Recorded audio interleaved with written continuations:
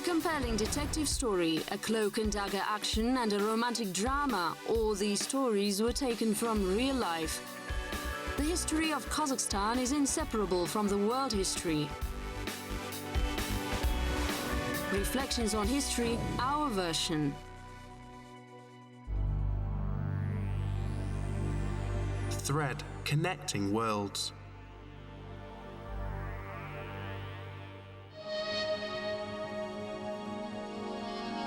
Legend has it when the Great Flood happened, the water subsided, the survivors went out of the Noah's Ark and saw a strange scene. There was a carpet of unusual design on the deck of the huge vessel. It was there because during the Great Flood, wool had fallen on the deck and absorbed the water while the sheep, frightened by the long journey, had been shifting from one foot to another all the time. They stepped on the wool and as a result, felt appeared. Although a lot of time had passed since the flood, technique had not changed significantly. I have always dreamt of learning the felting techniques. Did I say it correctly?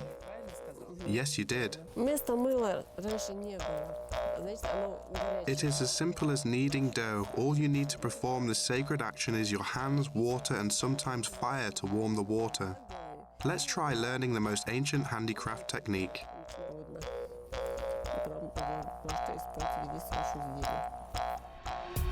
These ceremonies take on special sacred significance because felt is used in them. A person chooses felt, while felt chooses a person. That's right, it chooses a person. From the Middle Ages, Kazakh felt was a monetary equivalent. Chapter 1. Most ancient first. First, the sheep are sheared. As for sheep shearing, first it should be done in autumn. The wool was stickier in autumn, that's why it was easier to felt it. It was more durable and suitable for practical use. However, before shearing the sheep, they had to be domesticated. It was approximately 10 to 12,000 years ago. Actually, wool of wild sheep was felted too. The wool of domesticated sheep is excellent and incomparable with the wool of wild sheep. Thanks to the upper wool layer, domesticated sheep underwool is longer and thinner. During the felting process, wool fibers interlock under the influence of water and steam and demonstrate unique examples of handicraft.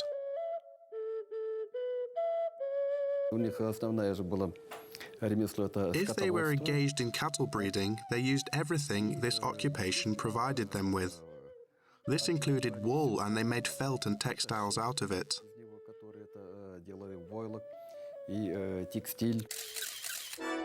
First, the information about it appeared in Sumerian and Assyrian legends. Later, the Argonauts, risking their lives, went to fetch the golden fleece. According to one version, the golden fleece is just a breed of fine wool sheep. The ancient Greek heroes' aim was to fetch them.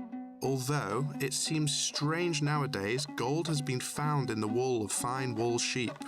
These sheep are called merino. They are native of Central Asia, and merino translates as nomad. Archaeological materials prove that felt appeared at the beginning of nomadism. Felt has always been used everywhere. Gaius Julius Caesar also made a contribution to this. On his orders, a special sheep breed was bred. In antiquity, the most famous felting center was in Pompeii. In ancient Rome, felt makers were called fullens, and the goddess of wisdom, Minerva, was the patroness of this craft. Interestingly, Minerva festival was held at the same time as Nowruz. Some people are still guarding the secrets of making felt clothes. Now let's find out about another story related to another word. Felt, voilik, which means home cover or cover for home. It derived from Turkic. The word and material came from the steppe and the nomadic areas. The word oilik stands for dwelling. It is an integral part of a dwelling. It includes the felt, which covers a yurt, the felt used inside a yurt, кошмы, которая накрывает юрту, либо, так сказать, та кошма, которая внутри юрты используется. At least 50 sheep must be sheared to make a cover for a home or a whole yurt cover.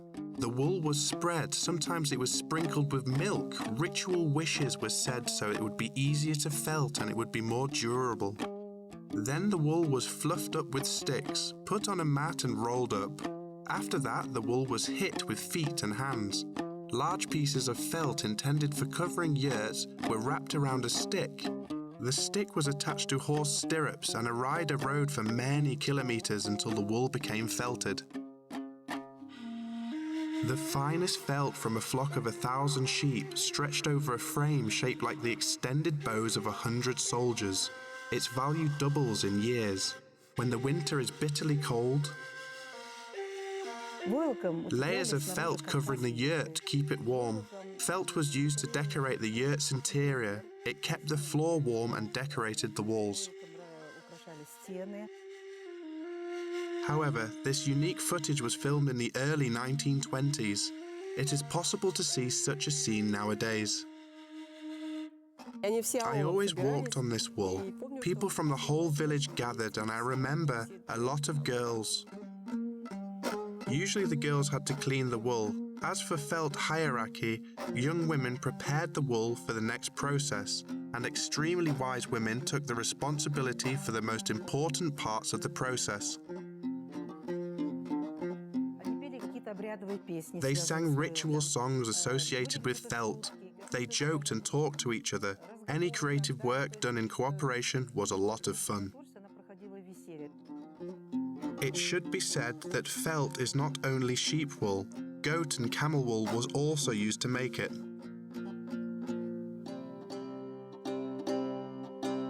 There are a lot of camels near the Caspian Sea.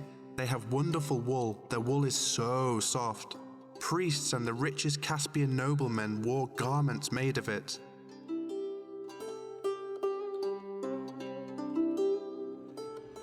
Chapter 2. Essential and indispensable. I choose yellow because it's the color of the sun. Yes, of the sun. The shape has been defined, wool fibers have been separated and spread, and the color has been chosen. Red color was the symbol of life, yellow symbolized wealth, blue, coq tengri, was the color of nature and plants, and the white color of milk was considered a sacred color.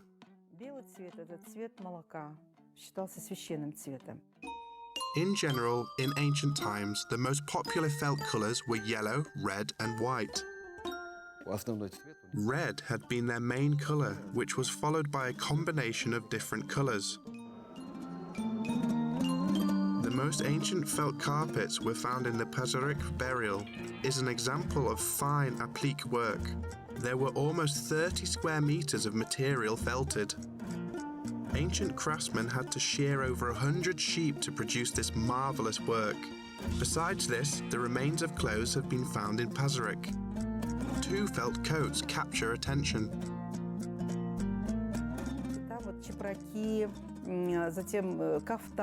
The coats date from the 5th century BC. Mosaic, applique, and embroidery techniques were used to make them.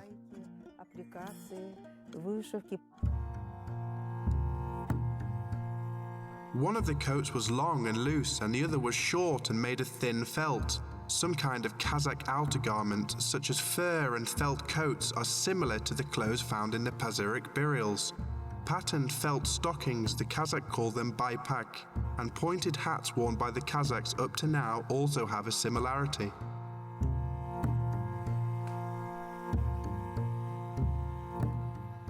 Felt usually shrinks during the felting process. It shrinks by 40%.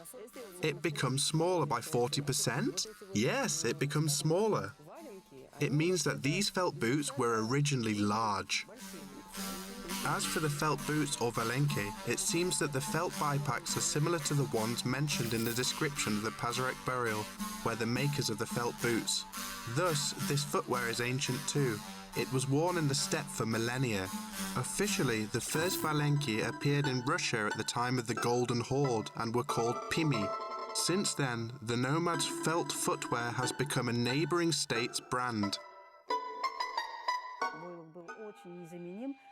Felt was indispensable to people living in a sharp continental climate. It could be really cold, so we can say that the Kazakh felt influenced Central Asian traditions relating to these crafts. The Great Silk Road also made a significant contribution to the spread of felt over the world, especially in the Middle Ages. Chapter 3, Special, Mystical and Healing. Restlessness is unacceptable to felting. Smooth motions and concentration play an important role in this process. I know the people engaged in felting always were patient, gentle, and even meek. It is a very labor-intensive work. On the other hand, it helps to calm down. It warms your body and soul. This enchanting feeling of comfort and coziness was transmitted from the craftswomen to other people. Thus, felt was considered a magic material. Nomads believed that felt talisman brought luck and decorated their houses with them. They have some idols made of felt in the image of man. They place them on each side of the door of the dwelling. Below them they put a felt model of an udder, and they believe that these are the guardians of the cattle and grant them the benefit of milk and fowls. Felt did not only save them from malevolent spirits, but also protected them from enemies' arrows. According to Roman writer Pliny the Elder, no arrow can shoot through felt thoroughly soaked in vinegar. Felt lining was worn beneath chainmails and helmets. Felt could defend fortifications too, and fortress walls were covered with it to prevent salt from corroding the stones. Felt is a waterproof material which retains the heat. Even wet wool warms. For instance, English shepherds soaked their coats in water. As a result, they became thick and protected them from wind. Felt protects from both water and fire. Felt was used to extinguish fire. If you cover fire with felt, it will be put out. Sheep wool is a fire-resistant material. It is used in flame-resistant overall manufacturing because the wool does not burn, but it smolders, hardly emitting any heat. It is even considered that smoke and smell emitted by smoldering felt can cure some diseases.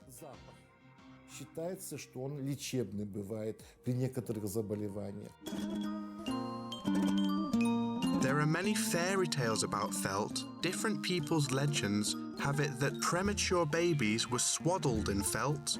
Besides this, and thanks to its special structure, wool repels dirt and relieves pain. It even was used to treat fractures. Wool contains lanolin, or wool wax, which is the best treatment for arthritis. Felt is also a royal material which was used during ceremonies. When the ruler comes to the throne, his closest important dignitaries seat him on felt and carrying around in the same way as the sun moves, 9 times. Each time, the officials bow down before him. According to tradition, the Khan was put on white felt. This tradition appeared later, but originally future rulers had been covered with felt. The throne had usually been covered with the white felt.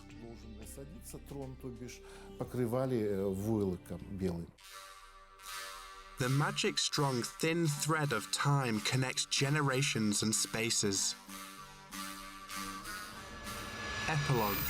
Touching history. While finding out the secrets about the ancient craft, we could feel the therapeutic powers of felting. Of course, you cannot understand all of the subtleties of the craft. Nevertheless, the softness of the felt immediately enchants you. This material is light, warm, and pliable. Objects made of felt can be in any shape. A cover for yurts, a colourful carpet, felt boots, or an ordinary flower. A flower is in bloom when everything is fine. It symbolises prosperity and happiness. The symbol of prosperity is made with your own hands. It's like touching the history itself.